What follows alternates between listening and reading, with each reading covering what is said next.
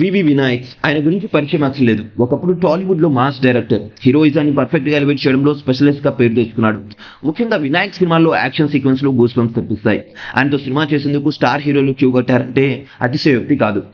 వినాయక్ సినిమాల్లో చాలా మంది స్టార్ డమ్ తెచ్చుకున్నారు. వినాయక్ కంటే సక్సెస్ లా సాగిన కెరియర్ తర్వాత గాడి తప్పింది. పదే పదే పరాజయాలతో వినాయక్ అజ్ఞాతంలోకి వెళ్ళిపోయాడు. వినాయక్ పూర్తి పేరు గండ్రోతు వీర వెంకట వినాయకరావు. అంత పెద్ద పేరు రాకపోవడంతో సన్నిహితులు ఆయన్ను వినయ్ అని పిలిచేవారు.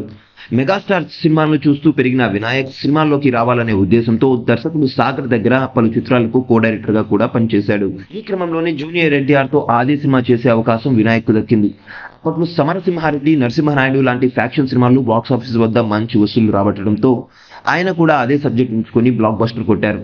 ఆ తర్వాత అనతి కాలంలోనే చెన్నకేశవరెడ్డి, దిల్, ఠాగూర్, సాంబా, అదుర్స్, లక్ష్మి, కృష్ణ, ఖైదీ నంబర్ 150 చిత్రాలతో ఇండస్ట్రీలో తిరుగులేని దర్శకుడిగా మారారు. దర్శకుడు ఎస్ఎస్ రాజమౌళి కంటే ఎక్కువ ఫాలోయింగ్ సంపాదించుకున్న వివి వినాయక్ గత కొన్ని సంవత్సరాలుగా సినిమాలకు దూరంగా ఉన్నారు.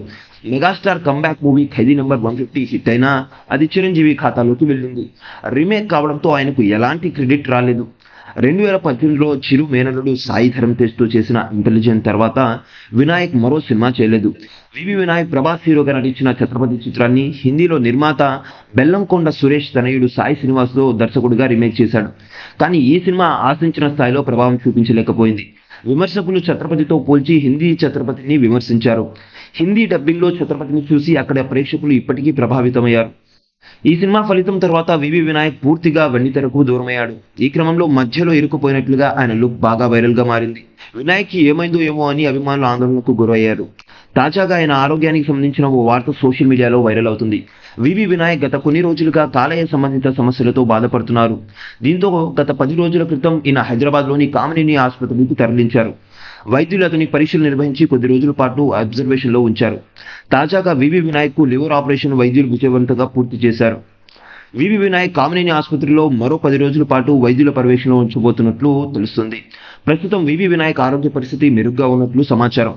మరో 10 రోజుల తర్వాత వినాయక్ కామినేని ఆసుపత్రి నుంచి డిశ్చార్జ్ అయ్యే ఛాన్స్ ఉంది. త్వరలోనే దీనికి సంబంధించిన పూర్తి సమాచారం వచ్చే అవకాశం ఉంది. దీనిపై వినాయక్ టీం కానీ ఆయన కుటుంబ సభ్యులు కానీ అధికారికంగా స్పందించలేదు. వివి వినాయక్ మళ్ళీ కోలుకొని సూపర్ హిట్ సినిమాలు తీయాలని అభిమానులు అయితే ఆశిస్తున్నారు.